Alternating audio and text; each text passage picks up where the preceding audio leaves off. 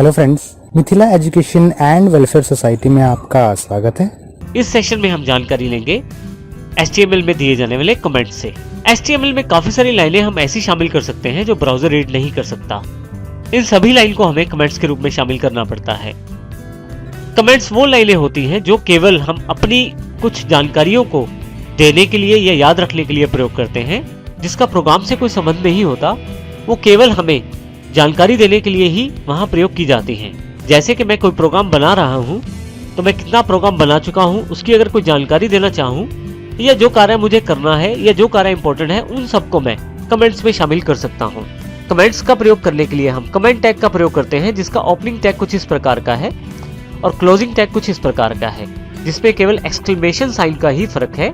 HTML के अलावा भी सभी लैंग्वेजेस में कमेंट्स की सुविधा दी जाती है, ताकि आप अपनी इंपॉर्टेंट जानकारियों को वहां स्टोर कर सकें और उनके साथ साथ अपने प्रोग्राम की रीडेबिलिटी बढ़ा सकें। इसका प्रयोग एक मुख्य और कार्य के लिए किया जाता है। और मान लीजिए मैं एक प्रोग्राम बना रहा हूं, तो यदि कोई मेरा प्रोग्राम पढ़े तो उसे उस प्रोग्राम की पूरी जानकारी मिले।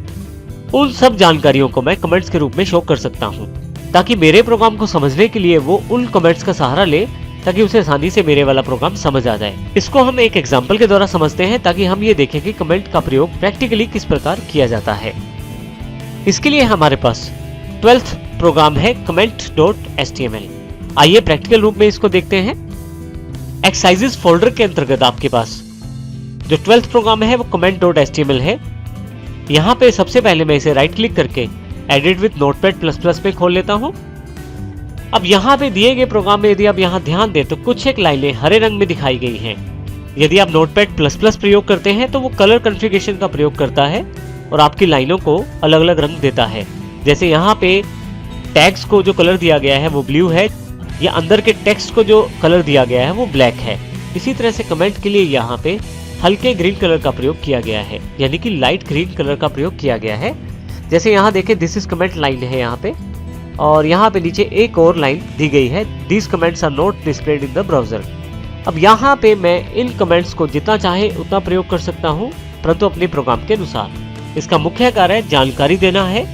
जब हम इस प्रोग्राम को ब्राउजर में रन करते हैं तो इन लाइन्स को कोई भी इफेक्ट नहीं रहता। आइए देखते हैं किस प्रकार हम ब्राउजर में इसका प्रयोग कर सकते हैं। यहाँ पे हमारे पास 12th comment.html प्रोग्राम है। इसको डबल क्लिक कर देता हूँ यहाँ पे। यहाँ पे यदि आप देखें तो आपके पास कहीं भी कमेंट वाली लाइन को शो नहीं किया गया। मैं यहाँ पे साइड बाय साइड दूसरी फाइल भी खोल लेता हूँ। अब यहाँ देखें कि बॉडी के अंतर्गत this is comment line type की गई थी, जो यहाँ पे नहीं दिखाई गई। इसी तरह से P tag, last P tag के बाद भी एक लाइन दिखाई गई थी, वो भी यहाँ पे शो नहीं की गई।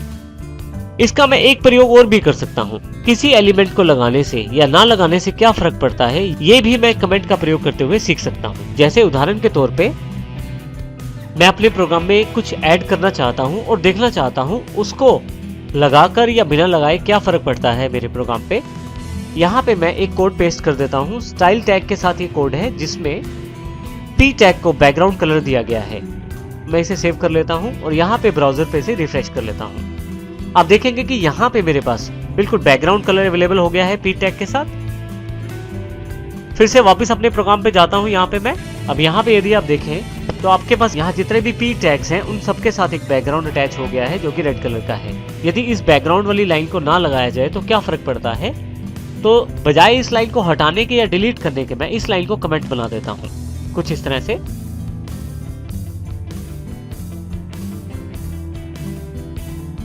और बिल्कुल लास्ट में मैं कमेंट का क्लोजिंग टैग दे देता हूँ।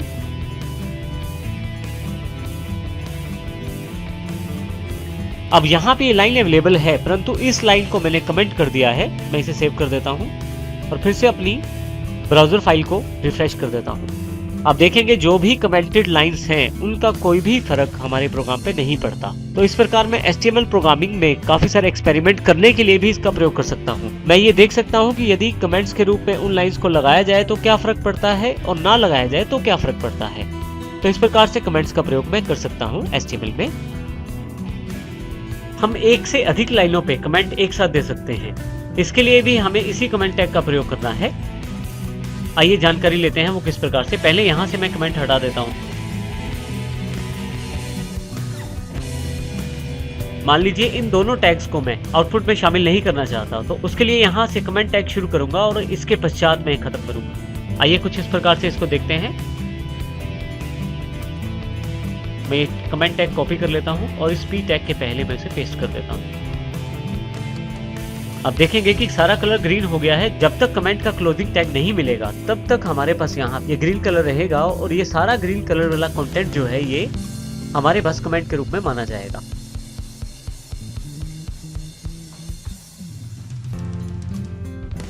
अब यहाँ पे मैं क्लोजिंग टैग दे देता हूं।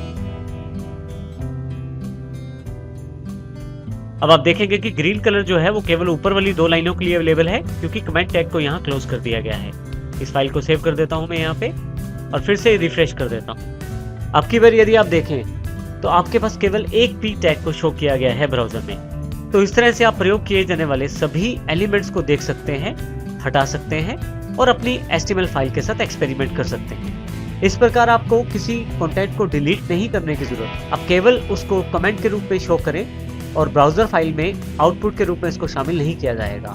और यदि आप उसको आउटपुट के रूप में शो करना चाहते हैं तो आप उसमें से कमेंट हटा दीजिए। इस प्रकार हम कमेंट्स का प्रयोग कर सकते हैं, सिंगल लाइन के लिए भी और मल्टीपल लाइन के लिए भी।